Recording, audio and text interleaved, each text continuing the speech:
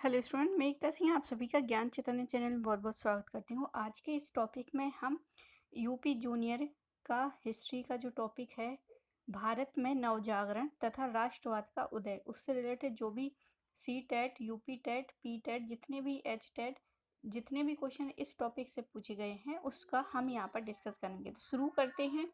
सुमिलित कीजिए। सबसे पहला है यहाँ पर राजा मोहन राय, तो ब्रह्म समाज हो जाएगा इनका। ब्रह्म समाज राजा राम मोहन राय का ब्रह्म समाज। स्वामी विवेकानंद का, तो स्वामी विवेकानंद का हो जाएगा रामकृष्ण मिशन। स्वामी दयानंद सरस्वती, इनका हो जाएगा आर्य समाज। और एम.जी. रानाडे जो है वो हो जाएगा प्रार्थना समाज। अब जो रामकृष्ण मिशन है स्वामी विवेकानंद द्वारा, वो 1828 में कलकत्ता में निर्माण हुई थी। प्रार्थना समाज जो है 1897 को। और ब्रह्म समाज सॉरी, यहाँ पर जो ब्रह्म समाज है वो 1828 है। और रामकृष्ण मिशन जो है वो 1897। तो यहाँ पर थोड़ा सा गड़बड़ हो गया। यहाँ पर देख लेते हैं, तो हमारा जो सही आंसर होता है वो बी ऑप्शन सही हो जाता है। ये यूपी टेट में पूछा गया क्वेश्चन है, वो भी जनवरी 2020 को। तो राजा राममोहन राय जो है ब्रह्म समाज 1828, स्वामी विवेकानंद रामकृष्ण मिशन 1897 वेल्लूर में, दयानंद सरस्वती आर्य समाज 1875 बम्बई में, एम.जी. रानाडे प्रार्थना समाज 1867 ईस्वी में। अगला क्वेश्चन है, हिंदू विधवा पुनर्विवाह अधिनियम निम्न में से किस वर्ष पारित हुआ था? तो इसका जो सही आंसर हो जाएगा वो है 1856। 1856 में किसके श्रेय के द्वारा, किसके प्रयासों के द्वारा? तो ईश्वर चंद्र विद्यासागर द्वारा। और उस समय जो गवर्नर जनरल थे वो कैनिंग थे, और तो इन्हीं के द्वारा जो है हिंदू विधवा पुनर्विवाह क्या हुआ था, पारित हुआ था, जिसमें विधवा विवाह को मान्यता दी गई और उससे उत्पन्न पुत्र को भी वैध घोषित किया गया। 1872 में ब्रह्म मैरिज एक्ट या native marriage act governor general Northbrook के समय पारित किया गया। तो यहाँ पर इम्पोर्टेंट फैक्ट जो है वो है कि 1872 में ब्रह्म मैरिज एक्ट और नेटिव मैरिज एक्ट किसके समय में पारित हुआ था? तो गवर्नर जनरल नॉर्थ ब्रुक के समय में। और जो ईश्वर चंद्र विद्यासागर का जो प्रयास है उस हिंदू विधवा पुनर्विवाह, इसका जो एक्ट है वो लॉर्ड कैनिंग द्वारा पारित किया गया था। आगे है, और इसका उद्देश्य जो है अंतरजातीय विवाह तथा विधवा विवाह को विधिक मतलब कानून बनाकर मान्यता प्रदान किया गया था। अगला क्वेश्चन है, आत्मीय सभा की स्थापना इनमें से किसने की थी? तो आत्मीय समाज की स्थापना किसने तो इसमें जो सही है, आत्मीय समाज की स्थापना राजा राममोहन राय ने 1815 में 1815 में कलकत्ता में की थी। राजा राममोहन राय को भारतीय पुनर्जागरण का अग्रदूत तथा आधुनिक भारत का क्या बोलते हैं, जनक भी कहते हैं। राजा राममोहन राय ने ब्रह्म मैकेनिकल मैगजीन, संवाद कौमुदी, मिरत उल अखबार, बंगदूत जैसे पत्रों का संपादन किया। उन्होंने 1828 ईस्वी में ब्रह्म समाज की स्थापना की थी। अगला क्वेश्चन है, निम्नलिखित में से कौन सा संगठन उपनिषद में आस्था रखता था? तो उपनिषद में जो आस्था रखने वाला था उसका जो सही आंसर हो जाएगा वो है ब्रह्म समाज। ब्रह्म समाज जो है वो उपनिषद में आस्था रखता था। अगला क्वेश्चन है, आधुनिक काल में ब्रह्म समाज हिंदू धर्म से संबंधित था। प्रथम धर्म सुधार आंदोलन था। इसके संस्थापक जो है वो राजा राममोहन राय थे। उन्होंने 1828 ईस्वी में इसकी स्थापना कलकत्ता, वर्तमान जो कि कोलकाता में थी, ब्रह्म समाज उपनिषद में आस्था रखती थी। तो ब्रह्म समाज जो कि राजा राममोहन राय ने स्थापित किया था और इसकी आस्था जो है वो उपनिषद में थी। अगला है आर्य समाज की स्थापना कब हुई थी। तो आर्य समाज की स्थापना बिल्कुल 1875 में हुई थी। 1875 आर्य समाज की स्थापना स्वामी दयानंद सरस्वती जी ने बम्बई में आर्य समाज की स्थापना 1875 में की थी। कुछ वर्ष पश्चात आर्य समाज का मुख्यालय कहाँ था? लाहौर में था। इसके गुरु दांडी स्वामी विरजानंद ने इसका नाम दयानंद सरस्वती बचपन का नाम मूल शंकर रखा था। उन्होंने वेदों की ओर लौटो लौटो का नारा भी दिया था एवं वेदों को भारत का आधार स्तंभ भी बताया था। स्वामी दयानंद द्वारा लिखी महत्वपूर्ण कृतियां जो है सत्तार्थ प्रकाश, पाखंड खंडन, वेद भाष्य भूमिका आदि हैं। अगला क्वेश्चन है रामकृष्ण मिशन की स्थापना किसने की थी। तो रामकृष्ण मिशन की स्थापना स्वामी विवेकानंद ने की थी। रामकृष्ण मिशन की स्थापना 1 मई 1897 में स्वामी विवेकानंद के द्वारा कलकत्ता के समीप बारह नगर में की गई। कुछ समय पश्चात इसे स्थानांतरित कर बेलूर कलकत्ता में स्थापित कर दिया गया। इस मिशन का मुख्य उद्देश्य सामाजिक सुधारों के साथ आध्यात्मिक विचारों का प्रसार करना है। अगला है गुलामगिरी नामक पुस्तक इनमें से किसने लिखी थी। तो ज्योतिराव फूले के द्वारा लिखी गई थी। तो गुलामगिरी जो है नामक पुस्तक की रचना प्रसिद्ध समाज सुधारक ज्योतिराव फूले ने की थी। ज्योतिराव फूले का जन्म जो है महाराष्ट्र में हुआ था। उन्होंने दलित समाज के उत्थान के लिए महत्वपूर्ण प्रयास किया। उन्होंने सत्यशोधक समाज की स्थापना 1873 में की थी। अगला क्वेश्चन है वहादत ए दीन अर्थात सभी धर्मों की बुनियादी एकता के हिमायती इनमें से कौन थे। तो आंसर हमारा होगा सी ऑप्शन यहाँ पर बिल्कुल सही है। मौलाना आजाद जो हैं इसके वहादत ए दीन के हिमायती थे। व्याख्या देखते हैं। भारतीय स्वतंत्रता संग्राम सेनानी तथा कांग्रेस नेता मौलाना अबुल कलाम आजाद वहादत ए दीन अर्थात सभी धर्मों की बुनियादी एकता के प्रबल हिमायती थे। स्वतंत्र भारत के प्रथम शिक्षक मंत्री बनने का गौरव उन्हें प्राप्त हुआ। अगला क्वेश्चन है निम्नलिखित में से सही जोड़े बनाए आंदोलन और संगठन है एक तरफ और यहाँ पर सुधारक है। तो ब्रह्म समाज हो जाएगा। यहाँ पर ब्रह्म समाज की स्थापना केशव चंद्र सेन ने की थी। तो ब्रह्म समाज हो जाएगा केशव चंद्र सेन। युवा बंगाल आंदोलन देखें तो हेनरी लुइस विवियन डेरोजिए हैं। रामकृष्ण मिशन जो है रामकृष्ण मिशन स्वामी विवेकानंद। और अलीगढ़ आंदोलन जो हो जाएंगे सैयद अहमद खां। तो इस हिसाब से जो हमारा सही आंसर है वो है यहाँ पर ए, यहाँ पर सही हो जाता है। ब्रह्म समाज केशव चंद्र सेन, युवा बंगाल आंदोलन Henry Louis Vivian Derozio, Ramakrishna mission Swami Vivekananda, Aligarh आंदोलन सर सैयद अहमद खां। अगला क्वेश्चन है ज्योतिराव फूले ने अपनी पुस्तक गुलामगिरी को निम्नलिखित में से किसे समर्पित किया था। तो यहाँ पर जो सही आंसर होगा वो है उन अमेरिकों को जिन्होंने गुलामों की मुक्ति दिलाने के लिए अमेरिकी गृह युद्ध में भाग लिया था। तो यहाँ पर डी ऑप्शन सही हो जाएगा। व्याख्या देखते हैं। वर्ष 1873 में फुले ने गुलामगिरी नामक पुस्तक लिखी जिसमें लगभग 10 वर्ष पूर्व अमेरिकी गृह युद्ध हो चुका था, जिसके फलस्वरूप अमेरिकियों ने दास प्रथा खत्म कर दी थी और फुले ने अपनी पुस्तक इन सभी अमेरिकनों को समर्पित की जिन्होंने गुलामों को मुक्ति दिलाने के लिए संघर्ष किया। इस तरह उन्होंने भारत की निम्न जातियों और अमेरिका के काले गुलामों की दुर्दशा को एक दूसरे से जोड़ दिया। फुले ने भेदभाव खत्म करने के लिए अछूतों के उद्धार के लिए सत्यशोधक समाज नामक संगठन की स्थापना की। अगला क्वेश्चन है जातीय समानता को प्रचारित करने के लिए निम्नलिखित में से किसने सत्यशोधक समाज की स्थापना की थी। तो ज्योतिबा फूले ने। जातीय समानता को प्रचारित करने के लिए महाराष्ट्र के प्रसिद्ध समाज सुधारक ज्योतिबा फूले ने सत्यशोधक समाज की स्थापना की थी। अगला क्वेश्चन है 1930 ईस्वी में डिप्रेस्ड क्लास एसोसिएशन किसने स्थापित की थी? तो आंसर बिल्कुल डॉक्टर भीमराव अंबेडकर हो जाएगा। दलितों के उत्थान के लिए डॉक्टर भीमराव ने वर्ष 1930 में डिप्रेस क्लास एसोसिएशन की स्थापना की थी। अगला क्वेश्चन देखते हैं, निम्नलिखित में से किसने कहा कि उच्च जातियों का उनकी भूमि पर कोई अधिकार नहीं है, क्योंकि वास्तव में भूमि का संबंध देशज लोगों से है, अर्थात तथाकथित निम्न जातियों से है। तो आंसर बिल्कुल ज्योतिबा फूले हैं।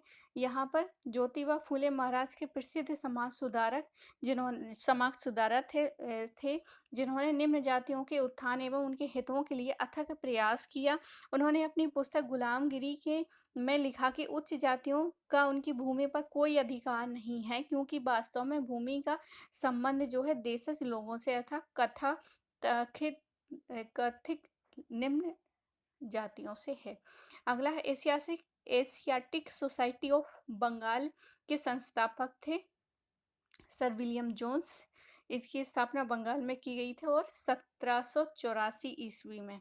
1784 एशियाटिक सोसाइटी ऑफ बंगाल। अगला क्वेश्चन है, निम्नलिखित में से किस पथ पर आदिवासी प्रभाव परिलक्षित होता है? तो आंसर जगन्नाथ पथ। आदिवासी सबसे ज्यादा जगन्नाथ पथ पर दिखाई देता है। इस पंथ के लोग शिवाजी के अनुयायी होते हैं। उनकी पूजा विधि में तंत्र मंत्र बलि आदि शामिल होते हैं। अगला है वेदों की ओर लौटो किसने कहा था? तो यहाँ पर हो जाएगा दयानंद सरस्वती। वेदों की ओर लौटो दयानंद सरस्वती का नारा दिया था। दयानंद सरस्वती 1875 में बम्बई में आर्य समाज की स्थापना की थी। 1877 में आर्य समाज का मुख्यालय लाहौर में स्थापित किया था।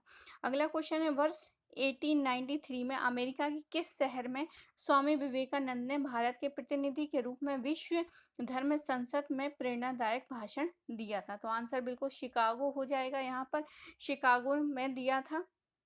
स्वामी विवेकानंद ने भारत के प्रथम प्रतिनिधि के रूप में विश्व धर्म संसद में प्रेरणादायक भाषण दिया था। उन्होंने अध्यात्मवाद एवं भौतिकवाद के मध्य संतुलित स्थापित करते हुए कहा कि यदि पश्चिम के भौतिकवाद एवं पूर्व के अध्यात्मवाद का सम्मिश्रण कर दिया जाए तो यह मानव जाति की भलाई का सर्वोत्तम मार्ग होगा। अगला सत्यशोधक समाज के संस्थापक थे ज्योतिबा फूले। सत्यशोधक समाज की स्थापना प्रसिद्ध समाज सुधारक ज्योतिबा फूले द्वारा की गई थी। इनकी पुस्तक जो है गुलामगिरी, जिसमें दलित जातियों के सामाजिक समस्याओं को प्रकट किया गया था। अगले क्वेश्चन है, निम्नलिखित में से कौन पेरियार के नाम से प्रसिद्ध है? तो पेरियार के नाम से ईवी रामास्वामी नायकर जो है वो यहाँ पर सही हो जाएगा। दक्षिण भारत के प्रसिद्ध स्वतंत्रता संग्राम सेनानी तथा समाज सुधारक ईवी रामास्वामी नायकर को पेरियार के नाम से भी जाना जाता है। उन्होंने आत्मसम्मान आंदोलन प्रारंभ किया तथा जस्टिस पार्टी का गठन किया था। अगला क्वेश्चन है, सती प्रथा के विरुद्ध कानून बनाने वाले गवर्नर जनरल का नाम था? तो लॉर्ड बेंटिक यहाँ पर सही हो जाएगा। लॉर्ड बेंटिक जो है, विलियम बेंटिक ने धारा 17 के द्वारा सती प्रथा विरुद्ध कानून बनाकर उसे अवैध घोषित कर दिया था। अगला क्वेश्चन है, इस राज्य में अस्पृश्यता उन्मूलन के कार्य को करने वाला प्रथम व्यक्ति कौन था? तो आंसर सुंदरलाल शर्मा। छत्तीसगढ़ राज्य में अस्पृश्यता को उन्मूलन कार्य करने वाला क्या है? सुंदरलाल शर्मा है। उनका जन्म जो है 1881 ईस्वी में रायपुर में हुआ था। महात्मा गांधी को सर्वप्रथम छत्तीसगढ़ लाने का श्रेय सुंदरलाल शर्मा जी को जाता है। अगला क्वेश्चन, सती प्रथा व्यवस्था का विरोध सर्वप्रथम किसने किया था? तो सती प्रथा का हो जाएगा यहाँ पर जो है अकबर यहाँ पर सही है आंसर।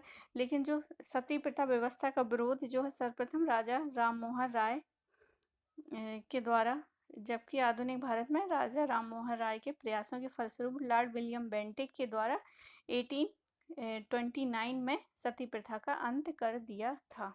अगला क्वेश्चन है, सती प्रथा को समाप्त कराने में उनकी महत्वपूर्ण भूमिका थी? तो महत्वपूर्ण भूमिका तो राजा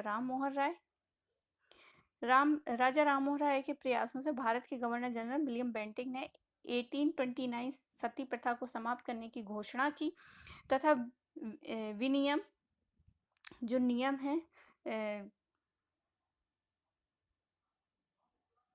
17 यहाँ पर क्या है 17 के द्वारा स्त्री को सती होने और कराने को अवैध घोषित किया गया, जबकि 1856 में विधवा पुनर्विवाह पारित करवाने में ईश्वर चंद्र विद्यासागर की प्रमुख भूमिका है। अगला क्वेश्चन है, जहां मस्तिष्क बिना भय के हो कथन किसका है? तो आंसर गुरुदेव रविंद्रनाथ टैगोर। जो कथन है वो उनके अनुसार, जहाँ मस्तिष्क बिना भय हो, जहाँ ज्ञान निशुल्क हो, जहाँ विश्व टुकड़ों में ना बटा हो, ऐसी विश्व आत्मा मैं सोचता हूँ। मतलब वो विश्व कुटुंब की बात यहाँ पर कर रहे हैं कि संपूर्ण विश्व जो है वो एक क्या है, घर है। अगला क्वेश्चन है, सिंह सभा आंदोलन विस्तृत रूप से कब प्रारंभ हुआ था? तो आंसर हो जाएगा 19वीं शताब्दी। सिंह सभा आंदोलन विस्तृत रूप में 19वीं शताब्दी में आरंभ हुआ था। इसकी शुरुआत ठाकुर सिंह सिंघावालिया एवं ज्ञानी सिंह के द्वारा 1 अक्टूबर 1873 में अमृतसर में की गई। इसके दो प्रमुख उद्देश्य थे। प्रथम, सिखों के लिए आधुनिक पाश्चात्य शिक्षा की उपलब्धता सुनिश्चित कराना तथा द्वितीय, सिख धर्म के हितों को नुकसान पहुंचाने वाली रूढ़ियों के खिलाफ संघर्ष कराना। आधुनिक पाश्चात्य शिक्षा के प्रसार के लिए सिंह सभा ने पूरे पंजाब में खालसा महाविद्यालय की स्थापना की थी। अगला क्वेश्चन है, आर्य समाज की स्थापना किसने की थी? तो आर्य समाज के स्वामी दयानंद सरस्वती हो जाएगा। स्वामी दयानंद सरस्वती। आर्य समाज की स्थापना कहाँ पर की थी? बम्बई में की थी। और वेदों की ओर लौटो, इन्हीं का ही जो कथन था। अगला, राजा राम मोहन राय जैसे समाज सुधारक स्त्रियों के विरुद्ध प्रचलित सामाजिक अन्याय जैसे सती प्रथा होने के बारे में प्रचार प्रसार के लिए निम्नलिखित में से कौन से युक्ति का प्रयोग करते थे? तो वे अपनी सोच को सिद्ध करने के लिए प्राचीन धार्मिक पाठों से श्लोक व वाक्यों का प्रयोग करते थे। आगे व्याख्या है, राजा राम मोहन राय ने स्त्रियों के विरुद्ध प्रचलित सामाजिक अन्यायों के विरुद्ध प्रचार प्रसार करने के लिए, उनके प्रति अपनी सोच को सिद्ध करने के लिए प्राचीन धार्मिक पाठ्य पुस्तकों के श्लोकों को प्रमाण के तौर पर प्रयोग किया। इस प्रचार प्रसार के लिए राजा राम मोहन राय ने 1828 ईस्वी में ब्रह्म समाज की स्थापना की थी। नारी मताधिकार आंदोलनकारियों की निम्नलिखित में से कौन सी मुख्य मांग थी? तो महिलाओं के लिए मताधिकार जो है, नारी मताधिकार आंदोलन का मुख्य मांग था। अगला है, भारतीय राष्ट्रीय कांग्रेस की प्रथम महिला अध्यक्ष कौन थी? तो यहाँ पर भारतीय राष्ट्रीय कांग्रेस तो हो जाएगा एनी बेसेंट। तो डी ऑप्शन यहाँ पर सही है। भारतीय राष्ट्रीय कांग्रेस की प्रथम महिला अध्यक्ष श्रीमती एनी बेसेंट थी, जो वर्ष 1917 में कांग्रेस के कलकत्ता अधिवेशन की अध्यक्षता की। भारत को अंग्रेजी दासता से मुक्त कराने के लिए एक व्यवस्थित संगठित कांग्रेस का गठन किया और 1885 में कांग्रेस का अधिवेशन प्रत्येक वर्ष भारत में अलग अलग स्थानों पर होता था। कांग्रेस का गठन मुंबई में किया गया तथा प्रथम अधिवेशन भी मुंबई में हुआ। इसके प्रथम अध्यक्ष गोमेश चंद्र बनर्जी थे, जबकि सरोजनी नायडू 1925 में प्रथम भारतीय महिला थी जो कांग्रेस अध्यक्ष बनी थी। अगला है, रमाबाई जो महिला शिक्षा की योद्धा थी, कभी स्कूल नहीं गई, फिर भी उन्हें पंडिता की उपाधि दी गई थी। तो क्यों दी गई थी? क्योंकि वे संस्कृत पढ़ना लिखना जानती थी, जो एक बहुत बड़ी उपलब्धि थी, क्योंकि उनके समय में महिलाओं को इस प्रकार का ज्ञान अर्जित करने की अनुमति बिल्कुल भी नहीं थी। आगे है, पंडित जो रमाबाई हैं, पिता से संस्कृत भाषा का ज्ञान प्राप्त करके 12 वर्ष की आयु में 20,000 श्लोक कंठस्थ, मतलब उन्होंने 20,000 श्लोक उनको मुखातर याद था। उनके समय में यह एक बहुत बड़ी उपलब्धि थी, क्योंकि उनके समय में महिलाओं को इस प्रकार का ज्ञान अर्जित करने की अनुमति नहीं थी। इसी कारण उन्हें सरस्वती और पंडिता जैसी उपाधियां प्राप्त हुई थी। अगला, 19वीं सदी में निम्नलिखित में से किसने कुरान शरीफ की आयतों का हवाला देकर महिलाओं की शिक्षा के लिए तर्क दिया था? तो रुकैया सुखावत हुसैन जो है यहाँ पर बिल्कुल सही आंसर हो जाएगा। 19वीं शताब्दी में रुकैया सखावत हुसैन ने कुरान शरीफ की आयतों का हवाला देकर महिलाओं की शिक्षा के लिए तर्क दिया था। निम्नलिखित में से किस विदुषी स्त्री और पुरुष के बीच सामाजिक अंतरों को आलोचना पर आधारित पुस्तक स्त्री पुरुष तुलना का लेखन किया गया था। तो आंसर ताराबाई शिंदे ने जो है स्त्री पुरुष तुलना जो है लेखन किया था।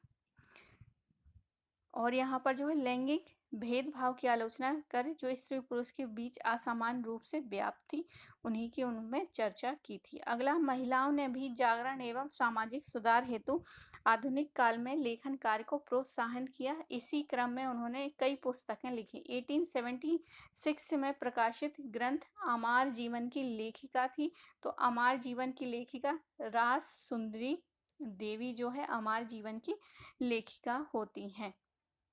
इस पुस्तक में महिलाओं के जागरण और सामाजिक सुधारों का वर्णन किया गया है। अगला है, भारतीय समाज में महिलाओं की स्थिति में सुधार की दिशा में किए गए प्रयासों के संदर्भ में निम्नलिखित में से कौन सा कथन जो है सही नहीं है। तो कथन सही नहीं है, ताराबाई शिंदे ने स्त्री पुरुष तुलना नामक किताब में प्रकाशित कर स्त्री के बारे में रूढ़िवादी विचारों का समर्थन किया था। ये जो है वो यहाँ पर सही नहीं है। रूढ़िवादी विचार जो है इसमें नहीं थे। बाकी जो ताराबाई शिंदे की जो पुस्तक है स्त्री पुरुष तुलना, उसमें जो विचार थे वो रूढ़िवादी विचार की कटु आलोचना थी, ना कि उनका समर्थन किया था। उन्होंने अपनी पुस्तक के माध्यम से सवाल उठाए कि स्त्री की स्वतंत्रता छीनने का अधिकार पुरुष के पास कैसे आया। अगला है, फेमिनिज्म या नारीवाद से आशय क्या है। तो एक विचार जो महिलाओं की समानता के पक्ष में हो, यहाँ पर सही हो जाएगा। आगे है, 19वीं शताब्दी के दौरान ज्यादातर लोगों को लगता था कि शिक्षा से स्त्रियां बिगड़ जाएंगी। उपरोक्त शब्द बिगड़ जाने शब्द का संभार अर्थ बताने वाला निम्नलिखित में से कौन सा कथन यहाँ पर सही है। तो यहाँ पर जो कथन सही है, शिक्षा के कारण उन्हें जो शक्ति मिलती उसके कारण वे अपनी पारंपरिक भूमिकाओं से दूर हो जाती, इसलिए क्या है उससे बिगड़ जाने का शब्द यहाँ पर ये सही बैठता है। आगे व्याख्या देख, तो 19वीं शताब्दी के दौरान ज्यादातर लोगों को लगता था कि स्त्रियों की शिक्षा अगर स्त्रियों को शिक्षा मिली तो वे बिगड़ जाएंगी।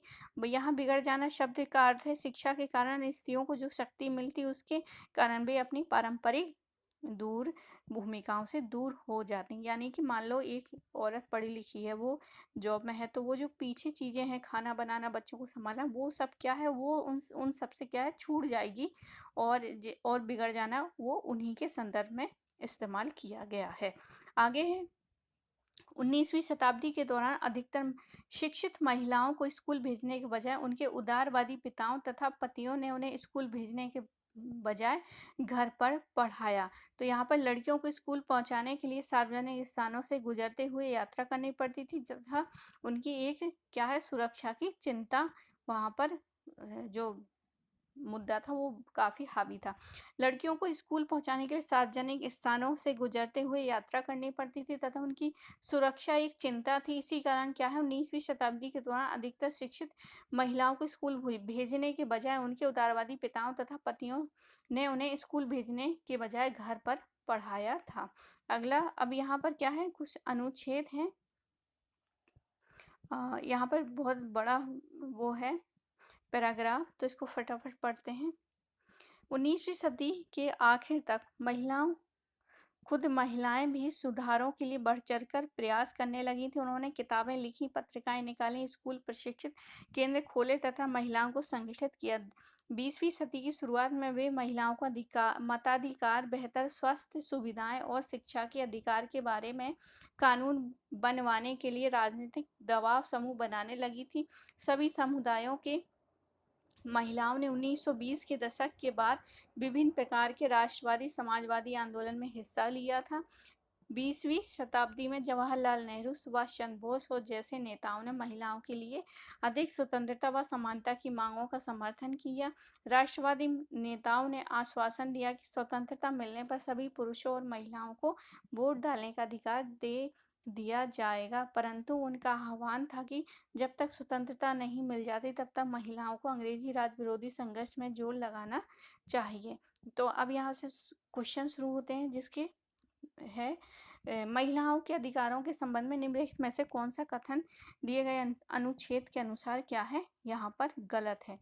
तो गलत जो है, महिलाओं के लेखन का सहारा नहीं गया, तो ये इसमें किसी तरह की यहाँ पर बात नहीं थी। आगे है, भारत के राष्ट्रीय आंदोलन के नेताओं द्वारा प्रयुक्त रणनीति के संबंधित ऊपर दिए गए सारांश के आधार पर निम्नलिखित कथनों पर बेहतर निष्कर्ष निकाले जा सकते हैं।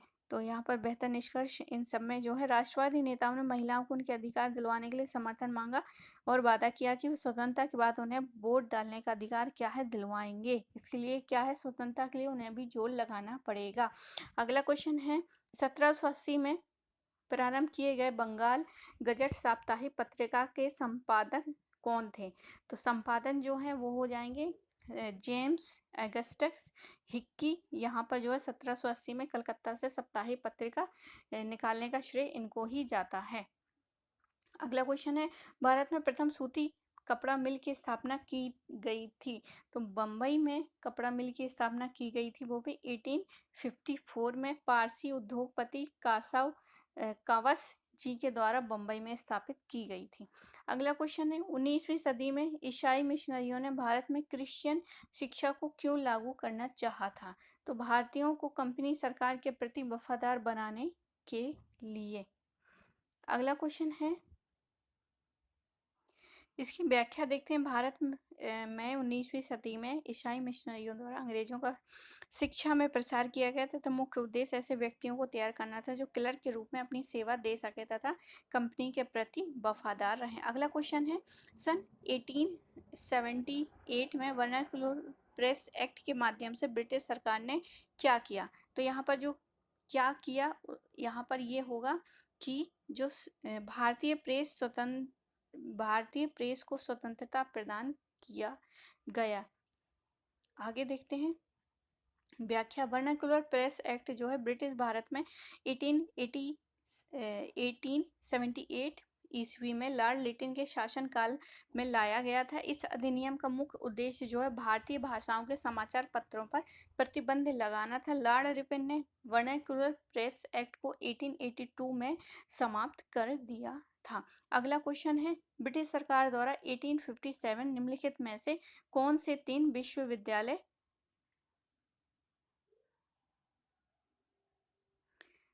यहाँ पर जो क्वेश्चन है 43 का भारतीय भाषाओं में समाचार पत्रों पर प्रतिबंध लगाना, ए ऑप्शन यहाँ पर सही हो जाएगा, ना कि यहाँ पर सी ऑप्शन, जो कि मैंने पहले गलती से बता दिया था। आगे है, अगला क्वेश्चन देखते हैं।